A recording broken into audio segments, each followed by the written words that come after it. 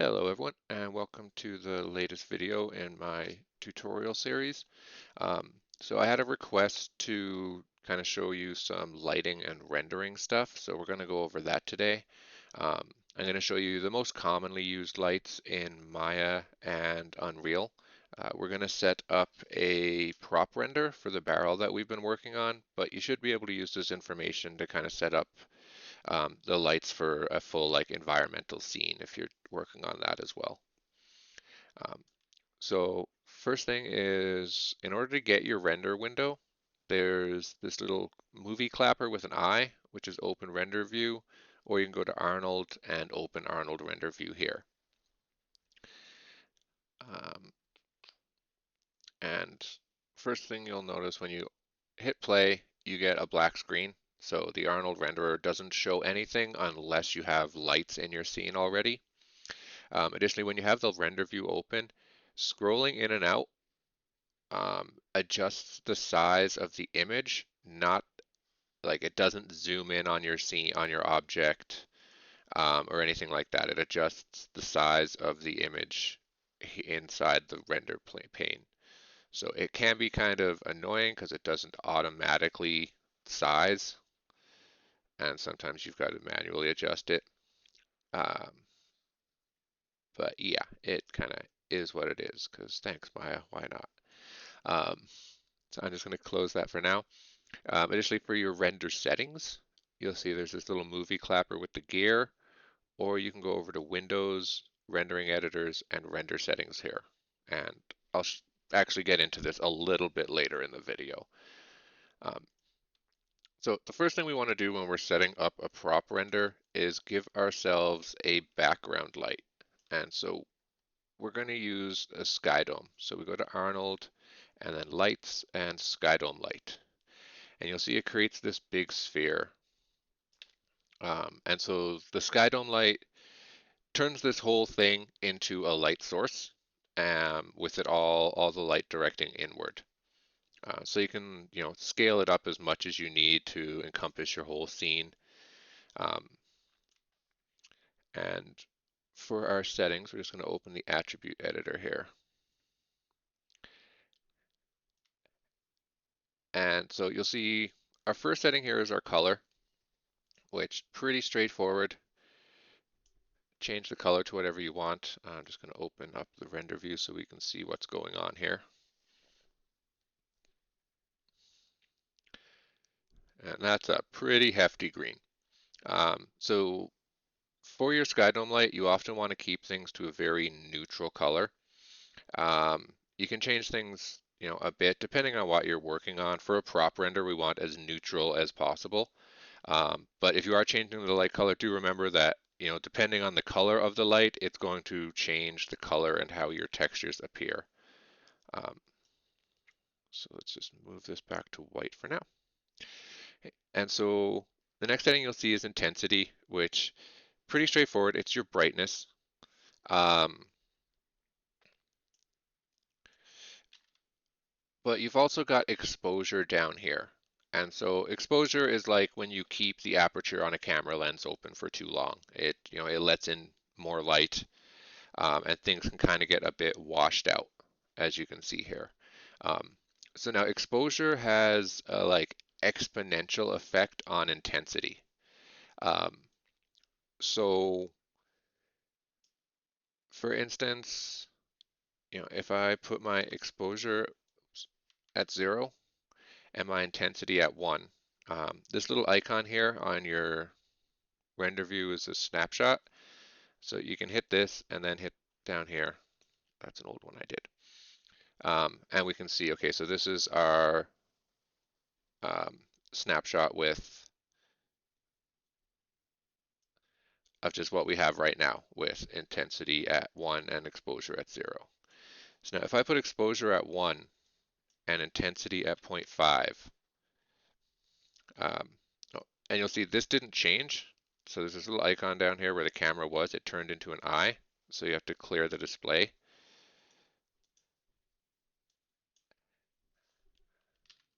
Yeah, okay.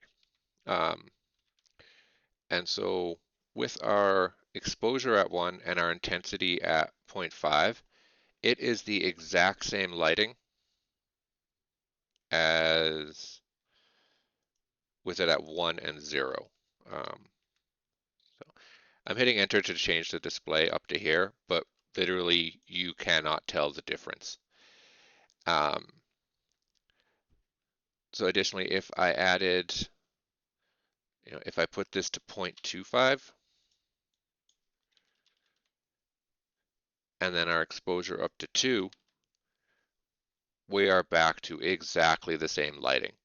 Um, so every 1 in the exposure is basically the same as multiplying your intensity value by 2.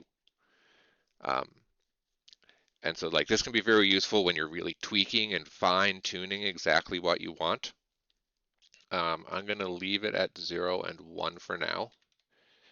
And I'm just going to hit this little arrow to get rid of our snapshots there. We don't need those.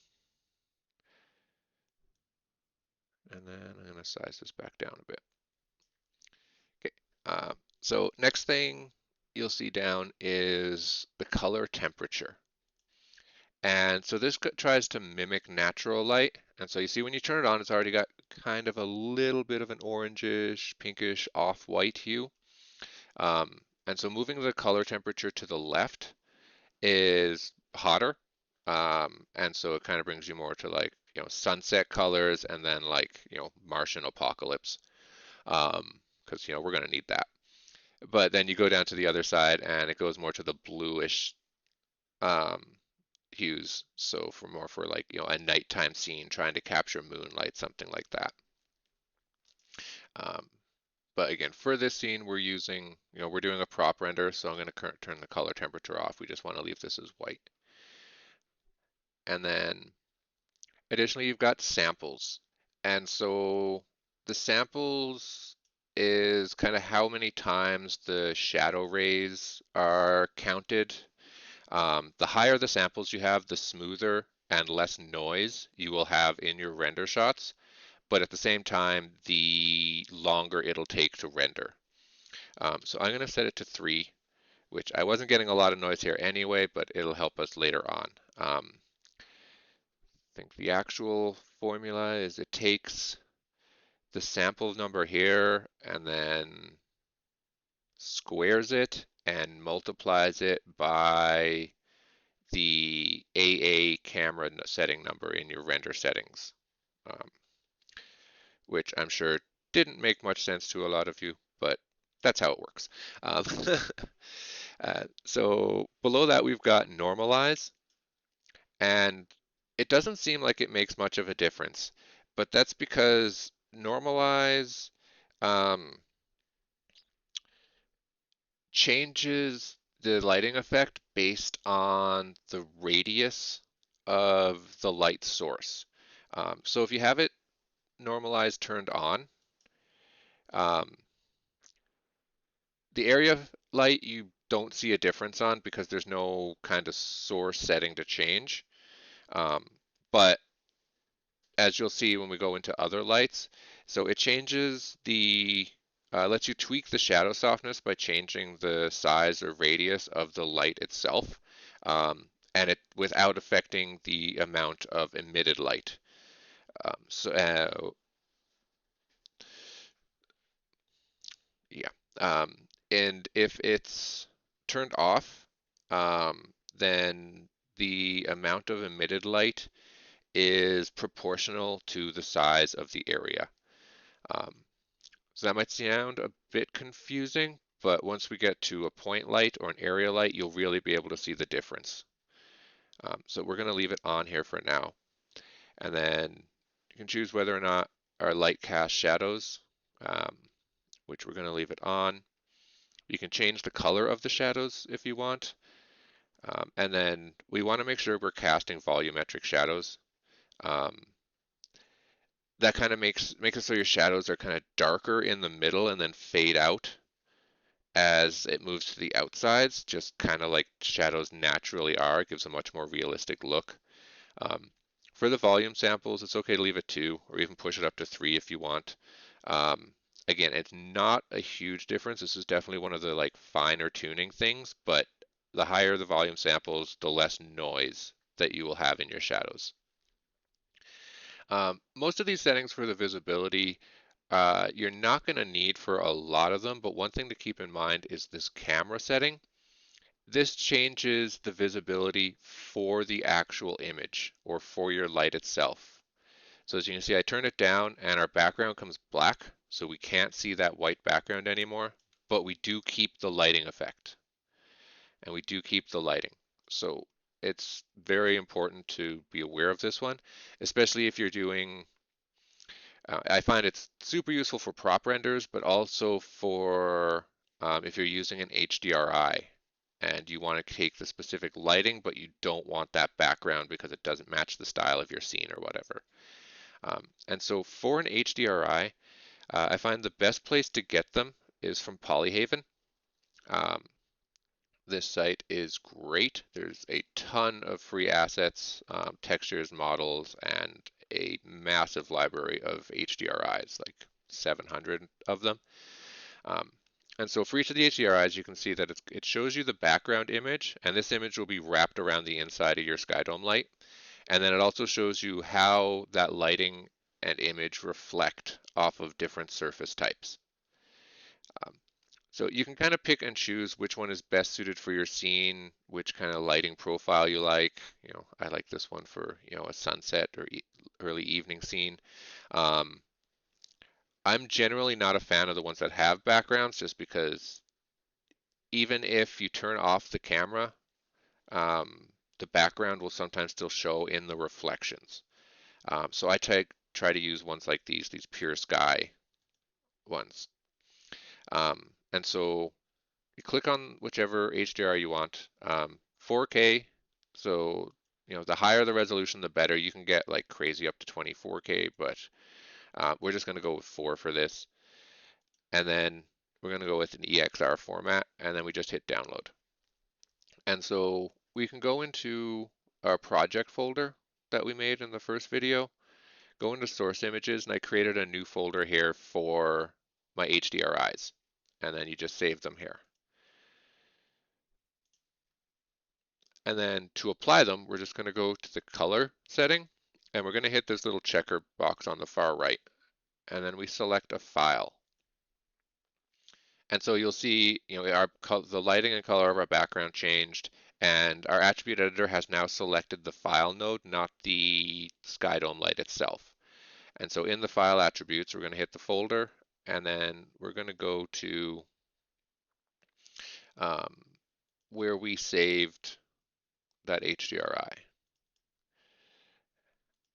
And you do get a preview, which is nice. I think I'll go with this one, and we'll hit open. And so now it's applied the HDRI to our scene. And as you can see, like the lighting on this looks a lot better than that default white lighting we had. Um, yeah, HDRI lighting is generally a lot better. Like it looks a lot nicer than just the flat color that we had. Um, so I'm going to select my Skydome again, and we want the lighting but not the color. So I'm going to turn my camera down. And as you can see, now we've got that beautiful lighting still, but we don't have the background image itself. Now, for a prop render, I prefer to have exact control of all the lighting angles myself.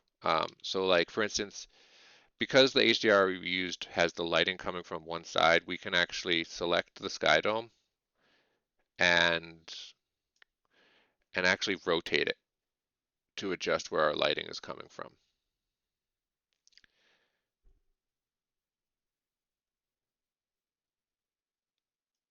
Um, which absolutely great for a scene. Sometimes works for the prop render. Personally, I prefer to kind of build all my own lighting for a prop render and keep it as neutral as possible. So I'm just gonna Control Z back out a bunch until we get rid of that HDRI. There we go. And now we're back to our white background. So for our prop render, I'm going to make sure our camera is turned all the way down. So we're just getting the lighting. And I'm actually going to turn down our sky dome value because we want this to kind of be sort of more ambient background lighting for a prop render. We're going to want our main source of lighting to be an area light. And so this is just a nice, even ambient lighting. I've set mine at 0.5. Like one, personally, I think one's a bit too high, but I also get the critique that a lot of my scenes are too dark. I like things to be a bit dark and moody, I guess. Um, so it's kind of just adjusted to whatever you see fit, or what you think looks good. Um, for this one, I think that's going to be what we want. Um, Also, you don't really want your render view kind of following your main perspective camera like mine is. So we're going to add a camera to our scene. Go create cameras, camera. And then if we go to panels and perspective, we can switch to that camera one here. So I'm just going to pull it out and I'm just going to kind of set it up where we want it to look at our object here. And additionally, there is these little icons at the top here. So we've got a film gate um, or resolution gate. And so it shows you what your resolution is. I believe the default is 720 or 540. And so to change this, we can go to our render settings. So just this little movie clapper with the gear, or in Windows rendering editors, render settings. And if we go to renderer, or sorry, to common, and we go down to image size, we can change our size settings here. And so I just switch it to HD 1080. And so this gate will show us exactly what our render is going to be. And now, once we've got our, everything kind of framed up how we want it, we're going to hit this little lock icon, which locks this camera. So now, we can't rotate it, zoom, nothing.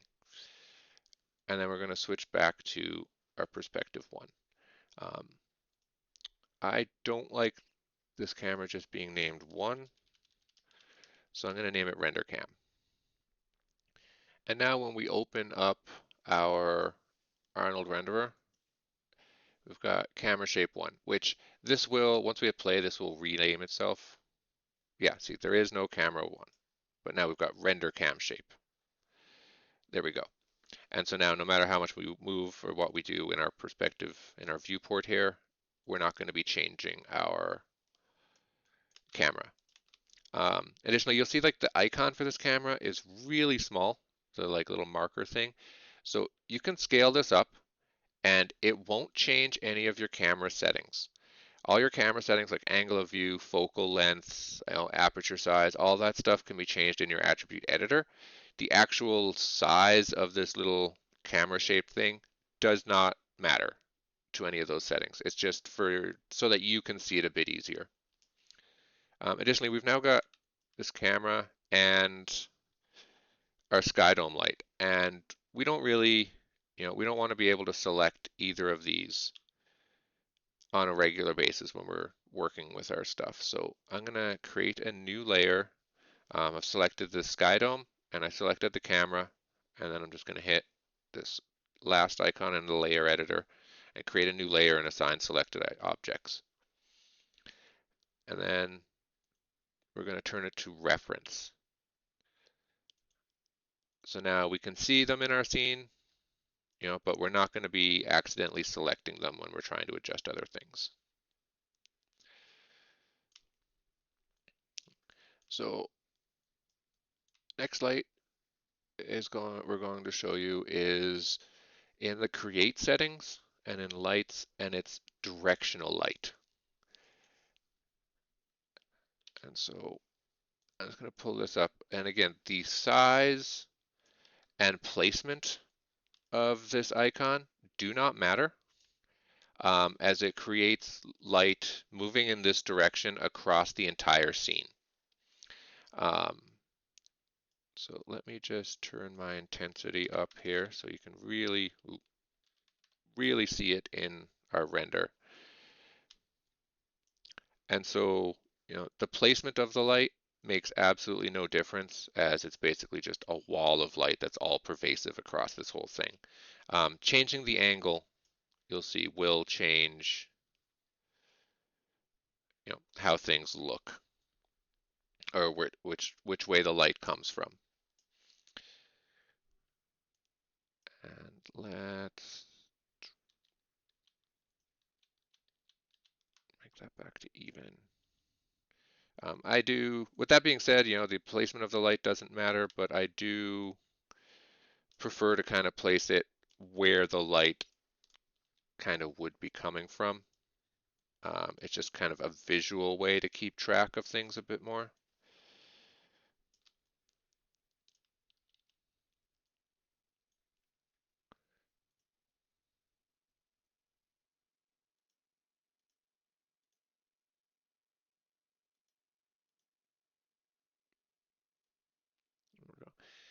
And so, obviously our camera light or our directional light is way too bright here. Um, and so you'll notice it's got settings here, these directional light attributes, which is far fewer than the sky dome light we looked at. But if we open this Arnold setting or menu here, we get a lot of those same settings come back. So, we get normalize again, which, we turn it off. It looks like our light has disappeared, but now if we put this, our intensity up to like 5,000, we don't get anything at all.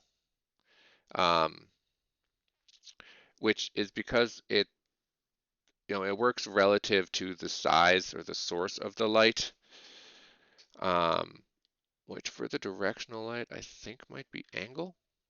Yes. Yeah. Um, so for the directional light, that source size becomes the angle. Um,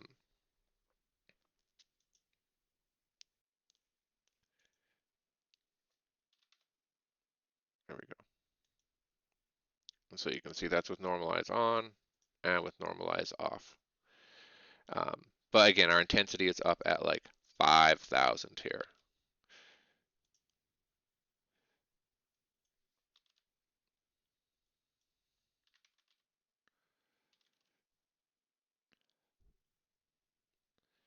So I'm going to keep normalize on for now.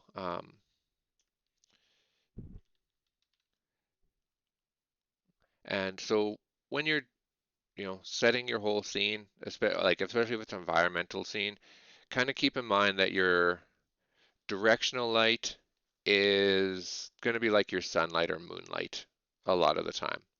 Um, I'm actually not going to use the directional light for my scene here. For a prop render, I personally prefer to use area lights as opposed to the directional light, just because you get a bit more control over them with like the light softness, and they pick up on things like atmosphere a little bit better. Um, so we'll get to the area light in a second. First, we're going to show you the point light. Uh,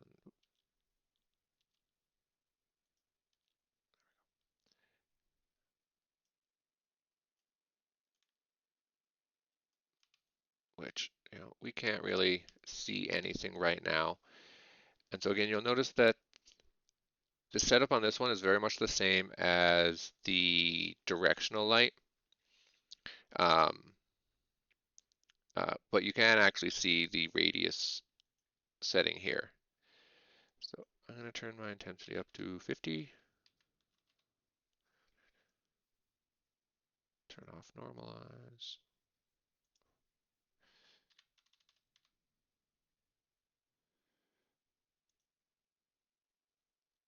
I'm not getting anything out of that.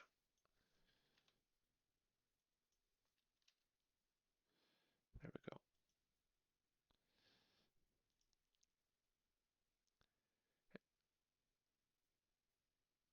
So normalize turned off, I can adjust my radius, which changes the size of the source of the light, but with normalize off, that actually affects the lighting as well, um, or the intensity as well.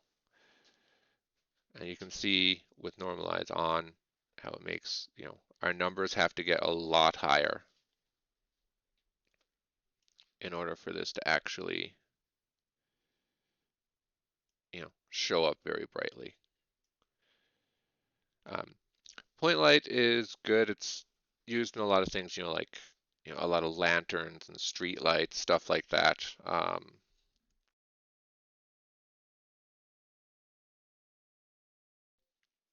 Yeah, anywhere that basically has like a small single bulb, you're going to kind of want to use a point light for. Um, Again, not going to be useful for our prop render, but you can see it does have all the same settings as the first light that we showed you. Um, the camera setting, let's see if I can spot it on this one. Um,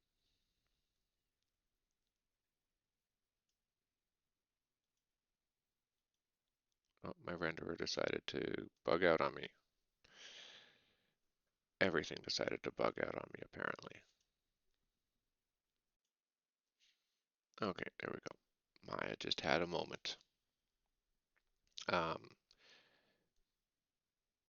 but as you can see, so that little dot, that is our camera. That is what makes or that's what the camera controls. That's the visibility for our light. And you can see when the camera's up and I increase the size of the light, it makes it into this little orb. So again, that visibility does have some uses, but generally you want to keep your light source cameras down to nothing because you want to see the light. You don't want where the light is supposedly coming from. Um, but we're going to get rid of that point light, and then that's going to bring us to our final light that we're going to use is the Arnold area light. So I'm just going to stop rendering this for a second. And so you can see our area light is, this little square. This line that sticks out the side tells you which direction the light is going to face. And so, see our camera's going from there. Again, so this one you can scale up as well, but the size of this source affects how bright the light will be. Um, so let's just get this kind of in close to the position we want. Unlike the directional light, the positioning of the area light does matter. And let's reopen our render and see. Okay, so our light isn't bright enough right now to actually show us anything. So let's bring our intensity up.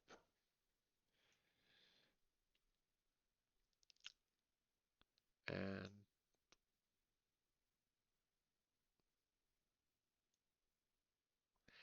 there we go. Okay.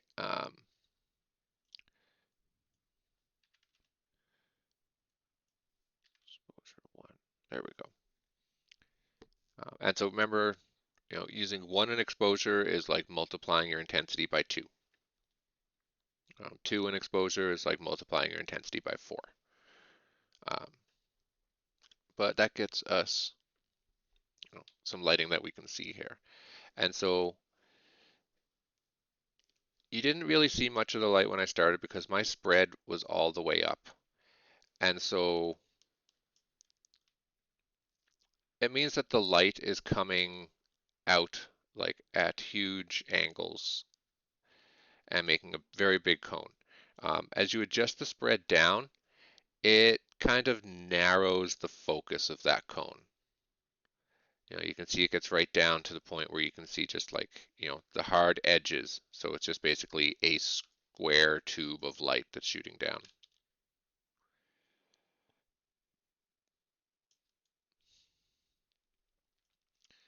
Um, and actually, the best way to show this is by using an atmosphere. So we're going to stop our render, um, and we're going to open up our render settings here. So again, this little clapper with the gear, or um, Windows rendering editors, render settings. Um, and so in here, we're going to go to Arnold Renderer, and we're going to go down to Environment. And we've got this atmosphere. So if we hit the little checker box, um, oh, I apparently had one already here, so I'm just going to delete that one. So we can go create AI atmosphere volume. And so what this does is, kind of creates like a bit of moisture in the air, not quite fog, but, sort of atmosphere so that the light will catch it.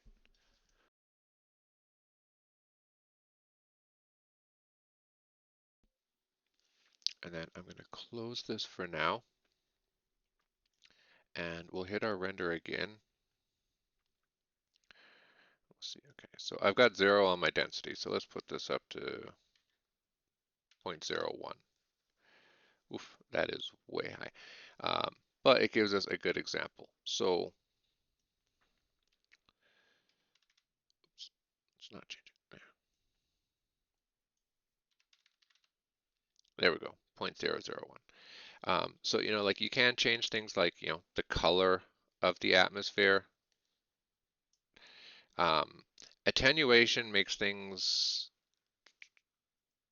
um, is how far the light travels kind of inside the beam. So you can see how our, like, we've got this very streaky kind of God ray look going on here right now. And so if we select our area light again, you can really see kind of how the spread works. So you can see it opens it right up, or we can bring it right down to be almost like, more of a spotlight. Um, Generally you don't want to use atmosphere, or at least, if you do use it, use very little for a prop render. But um, for an actual scene, like an environmental scene that you're setting up, I highly recommend using it, even if it's just a tiniest bit. Like you can see just how the shadows get carried by it. It makes a huge difference in how the final effect will look, especially for your lighting. Um, so I'm just going to minimize this now because we've just been working with our render in open space, and you don't normally want your render to do that. For a prop render, you want to be able to, see the shadows where it hits the ground, sort of thing. And so I'm actually going to add our area light. Yeah, I won't add it to our layer. We're fine where it is. Um, Close this. And so we're going to want to create kind of like a stage. And so your first instinct is probably going to be make a plane,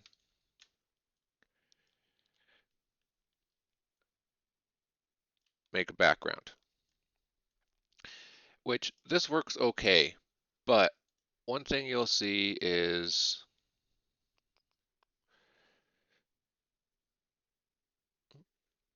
all right, my angle is good here. Let me just change. Ooh, I have it locked. Okay, and so it's very slight on this one, but you can still sort of see where the angle changes. Um, and especially depending on how your lighting works. The atmosphere does a good job at kind of hiding a lot of the background, but if I turn that atmosphere off, um, so additionally, so the only way to turn it off and on is to come back into your render settings, click the little box, but hit disconnect. And so this will keep all your settings for that atmosphere saved. And then you just see it here at the top. So there's like create atmosphere volume or the existing one. So you can just reconnect and disconnect it here anytime you want. So if I disconnect, there. What a difference that atmosphere makes, huh? Um, and so you can, very clearly see, the edges of where those two planes meet. This looks clunky and ugly, so I recommend you not doing it this way. Um, so and I just realized I, switched everything back and moved my camera and stuff when I didn't have to do any of that. So let's get this back where I want it. Lock this camera again. Switch back to my perspective, and yeah. Yeah, so I didn't need to unlock and move the camera. If I was smart, I would have just changed the perspective shape here. And we can see we don't like that background. So what I always do is I'm just going to delete those, is I create a sphere. And we scale it up really big. And then let's switch to the face mode, and we take off the entire top half. Boom. Back to object mode. And I'm actually just going to move my pivot all the way down to the very bottom here.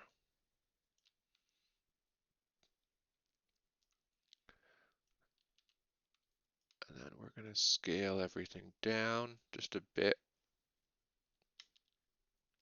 because really we want this bottom part to be flat.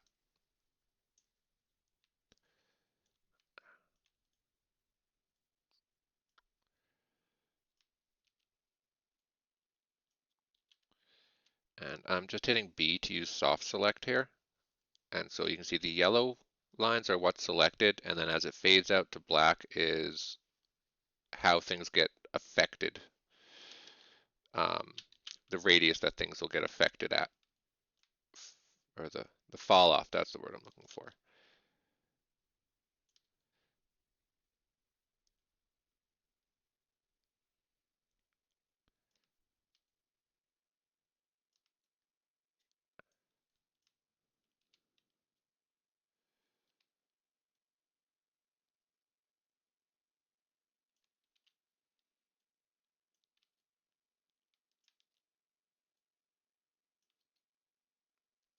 Okay, that should be. Now, as we're working on this, like, it's in our way, it's blocking everything. So additionally, we've got the outside is, where our texture is going to show up. This is where our Lambert's going to show up, and the inside is all black. So the inside is all back faces, which don't show up with any texture. They don't reflect any light. So we're going to go to select our object, and then go to Mesh Display and select Reverse.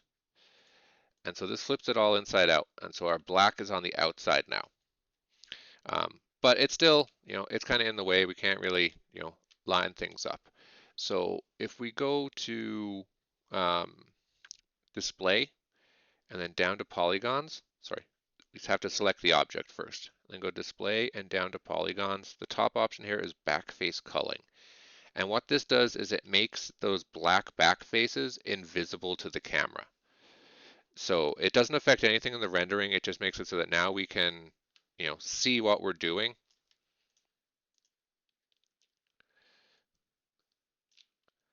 without things getting in the way. Uh,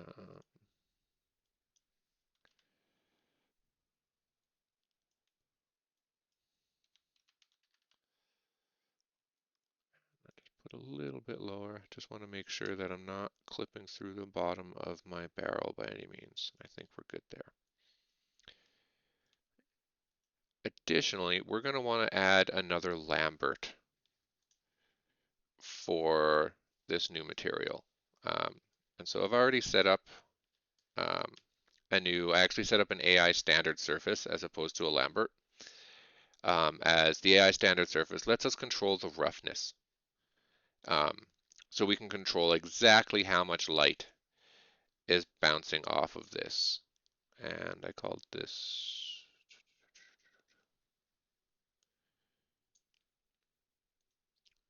render background, render BG. So now when we bring up our render view, hit play, give it a second. And so now we don't have those hard lines anymore. Our background just slowly gradiates out, um, which is really what we want. Um, Additionally, for the color for your background, you don't want it to be a very bright color, as it can kind of take away. I tend to go with more of a like medium to dark gray for any of mine. Um, and then as well with the roughness, if I bring my roughness all the way down,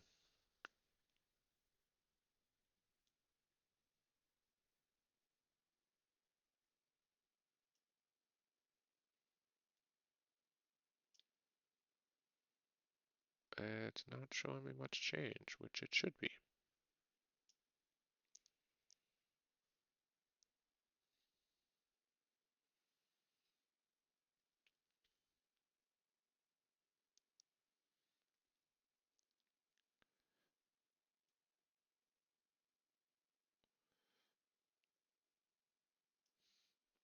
I think I have to close my render and reopen.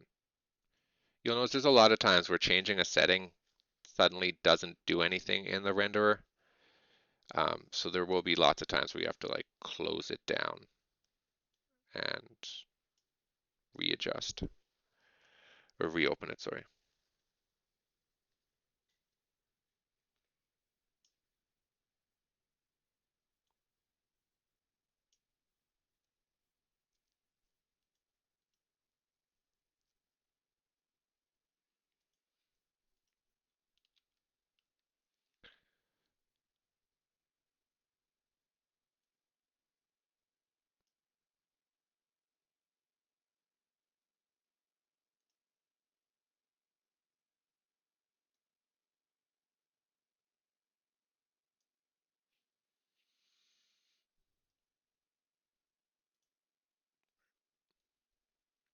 All the way.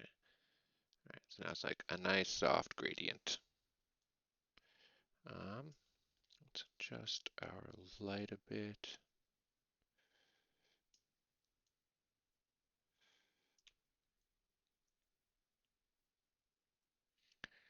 And actually, now that we can see how our light hits here in the render, if we go to our attribute editor for our area light, you can see, I've already shown you how the spread makes a difference, brings it right down to, more of a spotlight. Bring it back to my perspective. There we go. So you have a few other settings with this as well. There's the roundness, which makes it more of like the round traditional spotlight. You've also got soft edges, which you can see kind of fade out our edges here. Um, and in your light shape settings, if we're set on quad right now, because we're a square. There's also cylinder and disk. And so you'll see that, the settings here change as well, like the settings for disk. They don't have the roundness or softness setting on disk anymore. Um, yeah, The cylinder light doesn't have any of those settings, which honestly, I have never used the cylinder light. It kind of lines up a bit weird. Um, and then there's the quad, which I recommend you kind of stick to the quad for the most part. Additionally, the same way that we applied an image to our color thing here for the sky dome light, you can do the same thing with an area light, and then it kind of acts like a projector. Um, it's just useful to know.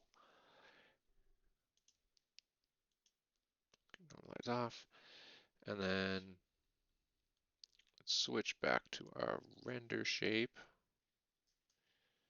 or render cam,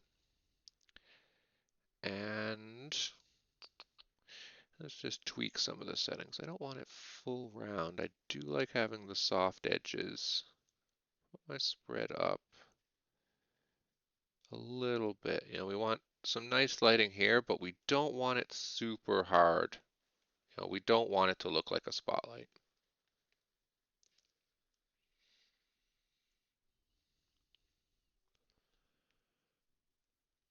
And I think that looks pretty good. Let's stop our render. Let's see what it looks like when we bring back our atmosphere. Hit it again. Ooh, very dark and moody, which I like, but is not going to be good for a prop render.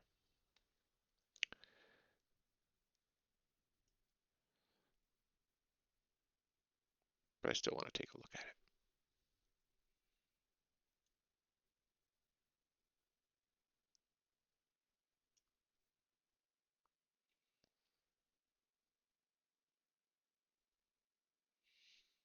Although I do like that.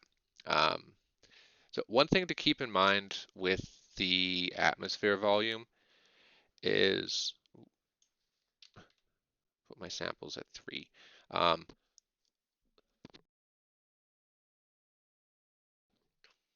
as I'm sure you've noticed, this time to render each shot goes up significantly.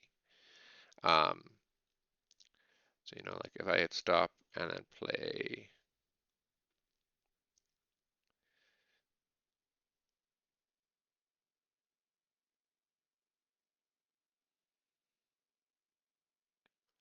you're looking at about 10 seconds or so for that to render. If I disconnect and then hit play,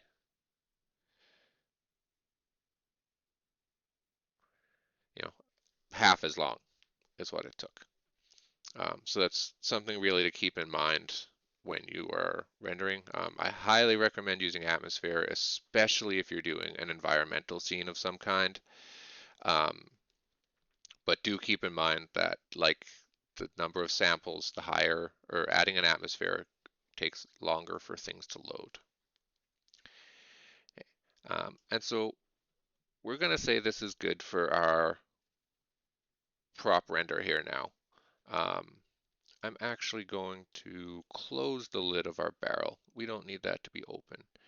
Um, because we've used this scene previously and we have our low and high as separate objects, I'm actually just going to duplicate our low, hide the original, and then we'll use this one. So let's bring our lid down in.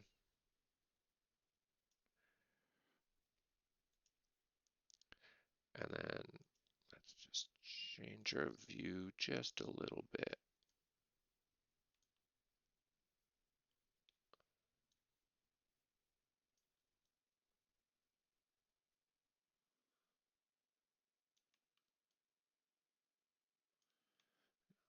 It's also a good idea to hit F when you're setting. Um, yeah, so hit F to like frame it in the middle, and then just use Alt and right click to adjust the zoom.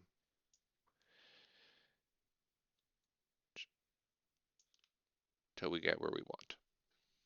Okay.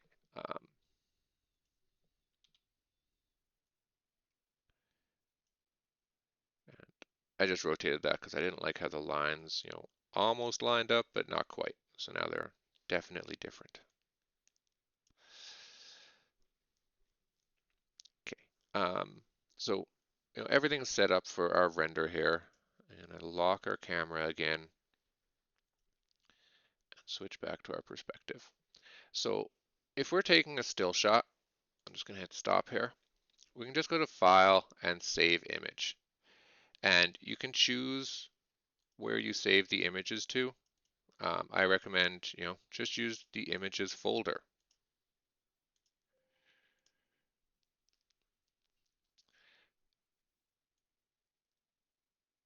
And then, now we've got,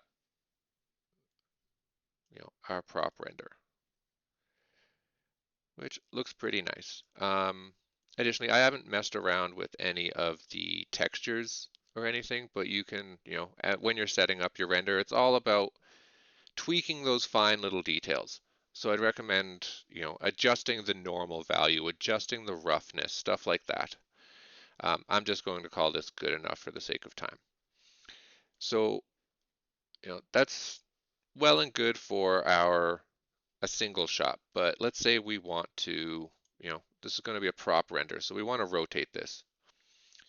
So we'll select our barrel, and then down in our timeline, we're going to hit S. And so that creates a keyframe. I'll just minimize this for now. And then we're going to go up to however long we want this to be. I'm going to say 96 frames, and I'm going to hit S again, create another keyframe. And so on our keyframe 1, our rotate value, set it to 0. Additionally, there's a little auto keyframe button here. So once you've created one keyframe, if you have auto keyframe on, any other changes that you make will automatically be keyframed. Oops.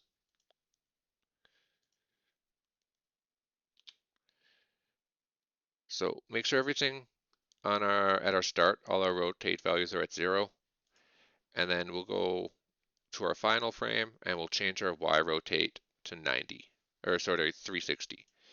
So when we hit play, our object is going to spin around.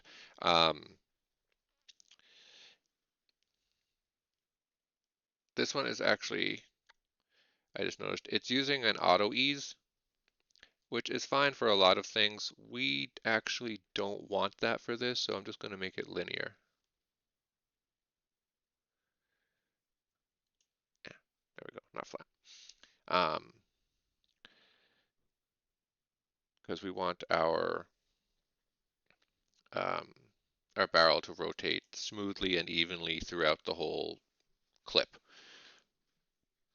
The auto tangents would have made it, slow down and speed up. So we're good with this now. And so to export our entire animation here, so first thing, let's make sure we've got the right render settings. And so go to our common tab. We've already set our scale or our image size. And we go up, we've got our frame range. And so we want to go from 1 to 96, which is our last frame. And then, I changed it to INT 16. Actually, I'm going to put it INT 8 just for a bit, to make it a bit quicker. And frame padding is okay at 4. Make sure with your frame animation extension, it doesn't matter if you have name, number, name, whatever. The important part is that extension is at the end, because this will make sure that all of our images end as .png and that other programs can open them. Your computer knows what to do with them then. I've already checked the system settings. Make sure you're on GPU. That's all you really need to mess with there. And then, so the camera AA is, as I was saying earlier, with the samples, with all the lighting, it's all multiplied by this number. So personally, I tend to stick with 3 kind of across the board. And we're not going to have our atmosphere on here, so I'll make sure to leave that off. But you'll notice there's nothing here to render out the whole video. These are just our settings. But you do want to make sure you check your renderable cameras. and set it to our render cam. And so um, because we don't get batch render or sequence render here, so we've got to go up to our um, mode setting and go to from modeling to rendering, which will give us this render menu up top. And then we go down to render sequence, and we're going to hit the little options box. And so it reads the information from here. So you can see it's already set to our render cam, and it's already frame 1 to 96 because we've already set that. What we want to make sure is that we're changing our output file location. So if we go into our project folder, and I like to use images because um, I use movies for things like play blasts and um, simulations, but I like to use images for renders and batch renders because that's what it is. It's going to export a series of renders or of images that we're going to have to use, Premiere or After Effects to put together into a video. So then you can just right click and create a new folder. As you can see, I created my turntable folder, and then just hit select that folder. So actually, before we start our render, um, I'm not seeing this because I've got my sample set pretty high. But there is additionally a denoiser that you could apply to your scene. So my samples are set pretty high, so I'm not really getting much graininess. If you find that things are kind of grainy, especially in the background, open this little settings widget here, and oh, apparently I already had it set up. So that's why I'm going to remove,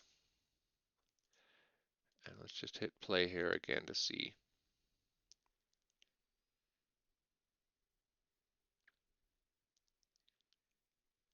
Okay, there we go. So now you can see all this noise and graininess, um, which you're likely getting in your scene. So we use a denoiser to get rid of that. So we open up the settings for our renderer and we add an imager. And there's a bunch of different lens effects and um, color correction settings that you can use here. But what you want to go with right now is the Noiser Optics. Um, this is the one that I always use. And so you don't need to change any of the settings, but you can see as soon as we turned it on, it cleared up all of that graininess that we were seeing. Um, so even if you don't have high samples, you want to add a denoiser to your renders. So now that we've got the denoiser set up, um, now we can open our render settings again, make sure everything saved. It's all still where we want. Size, render cam, all that, we're good. And then render sequence. We've still got the right render cam selected. We've still got, we're in the proper folder. So then we can just hit render sequence and we'll let that do its thing. And then I'll meet you guys back here shortly. All right, so all of our renders have finished now. We're going to, if we look in our project folder, in our images, in our turntable folder where we saved them, see we've got 96 renders of our barrel. Oh, just like one thing I forgot to mention earlier, which not really a big deal. This frame padding, that just determines the number of digits in the numbering. So like this is 003, so it's 3 digits because I have frame padding at 3. So you can change that if you want or however you want, depending on your how long your animation is. So now that we've got um, all of our rendered images, all that's left is to bring it into Adobe Premiere. So I just created a new file and then choose where you're going to save the project, name your project, and then you want to make sure you go to Edit and Preferences and then in Timeline. And there's this setting here, Still Image Default Duration. I think by default it's set to 5 seconds. Make sure this is set to 1 frame. So, each of our one images that comes in should be 1 frame. Then we can just hit OK. Can select our folder and hit create.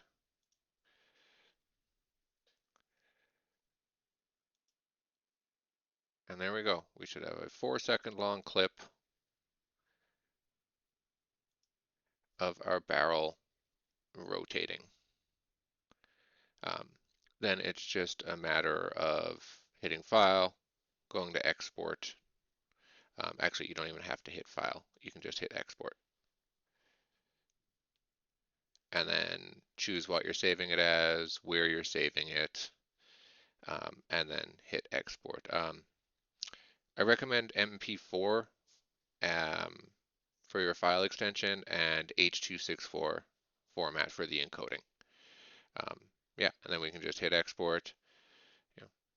Doesn't take too long. And let me just grab my video. I should have actually paid more attention to where I sent that.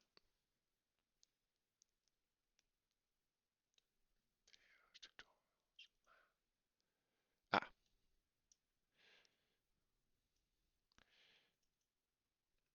and there we go.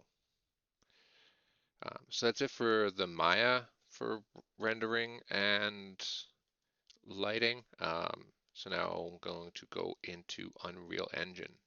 So I'll just get that loaded up and I'll be right back.